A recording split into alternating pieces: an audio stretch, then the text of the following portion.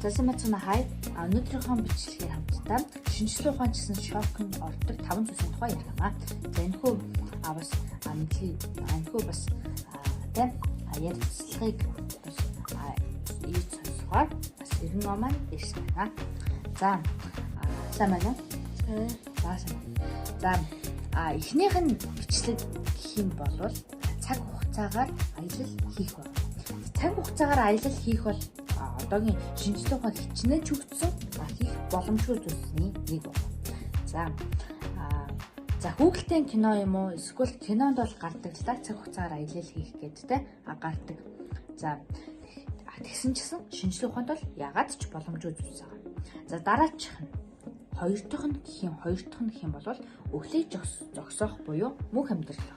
За мөнх амьдрал бол одоогийн байдлаар бол ягаад ч боломжгүй. За мөн хүүхэлдэйн кино, за мөн кинонд гардаг. Гэхдээ ер нь бол шинжлэх ухаанд боломжгүй зүйлсүүдийг кинонд бол харуулдаг байна. Тийм учраас шинжлэх ухаанд ягаад ч боломжгүй энэ 5 зүйлсээс хамгийн боломжгүй нь өөрөө мөнх амьдрал байна. За гурав дахь нь гэх юм бол ирээдүг яг таг зөвнөх байна. За ирээдүг яг таг зөвнөх бол ягаад ч боломжгүй. Бурхан биш учраас. За тийм учраас жишээлбэл маргааш эсвэл нөгөөдөр дэлхий сүрнэ гэж хэлж чадах хүн бол байхгүй. Яг хэлсэн чинь тэр үг нь худлаа юм. За дөрөвдөх нь хэм бол хүний сэтгэлийг ойлгох, бүрэн ойлгох. За жишээ нь одоо шинжлэх ухааны нэг төхөөрөмж хийгээд энэ хүний хажууд тавих юм эсвэл хүнд хүрээд нэг шинжлэх ухааны нэг төхөөрөмж ингээд тавиад толгоонд ч юм уу тавиад одоо энэ 2 минутын дараа ээж ийн гэж маш сандарч байна. Эсвэл тэр хүн дурлцсан байна гэж ингэж бол хүний сэтгэлийг бол бүрэн ойлгох ямар ч боломжгүй. За хамгийн сүүлжих 5 дахь. Энэ бол хамгийн сонирхолтой. Хүнтэй адил хиймэл аюул юм. Энэ бол боломжгүй шүү дээ.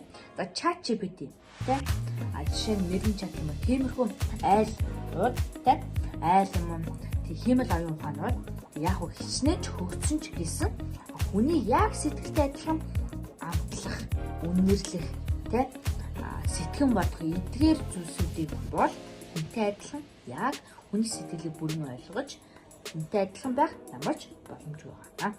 За ингээ бас өнөөдрийнхөө шинжлэх ухааны шокнд ордог 5 зүйлсийн тухай бас ярьлаа.